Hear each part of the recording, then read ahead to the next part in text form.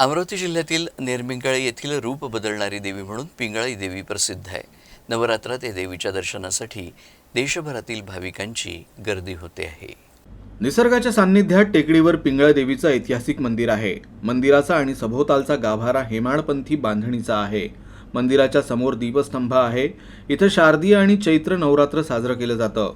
पौष महिन्यात चंडिका महायज्ञ उत्सव साजरा केला जातो। पिंगळा देवी ही माहूर येथील रेणुका देवीच्या रूपाप्रमाणेच भासणारी देवी आहे। पिंगळा देवी दिवसातून 3 वेळा रूप बदलते अशी आख्यायिका आहे।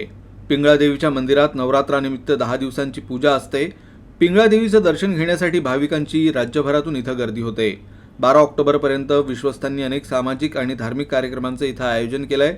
तर सायंकाळी होणाऱ्या हरिपाठासह दिवसभर परिसरातील विविध भजनी मंडळांच्या भजनाचे स्वर इथं गुंजत असतात आणि भाविकांना मंत्रमुग्ध करतात। पिंगळाई देवीच्या मंदिरापासून काही अंतरावरच कापूर तलाव आहे।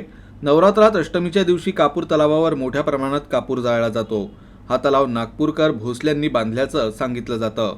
या तलाव परिसरात एक आगळंवेगळं वातावरण येणाऱ्या भाविकांना जाणवतं। आणि दरवर्षीप्रमाणे यंदाही मी दर्शनासाठी आलो।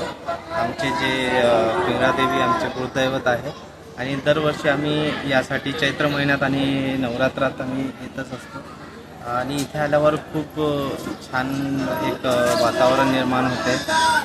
खूप चांगली एक श्रद्धा आहे सगळ्यांची याच्यावर।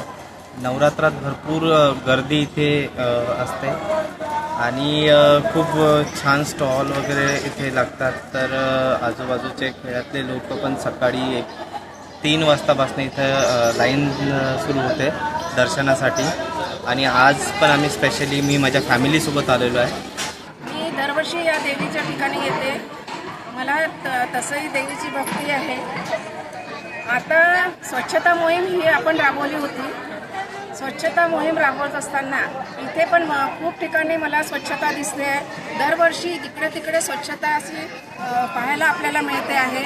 जेव्हा जेवणाची सोय झाली, जेवणाचा जेव्हा प्रसाद झाला, त्या ठिकाणी आपल्याला आपलं एक ताट मिळते आणि रांगेत लागल्यावर ते मुलं ताट स्वच्छ इतक्या चांगल्या प्रकारे करतात की खरंच आपण घरीसुद्धा एवढं स्वच्छ करत नाही।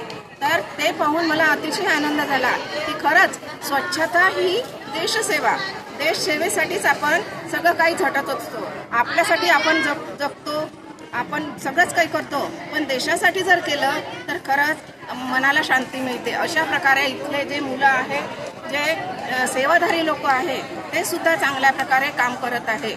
देवीची सेवा सुद्धा चांगल्या प्रकारे, महाआरती सुद्धा चांगल्या प्रकारे झाली। अशा प्रकारे इथली स्वच्छता पाहून मी प्रसन्न झालेली आहे।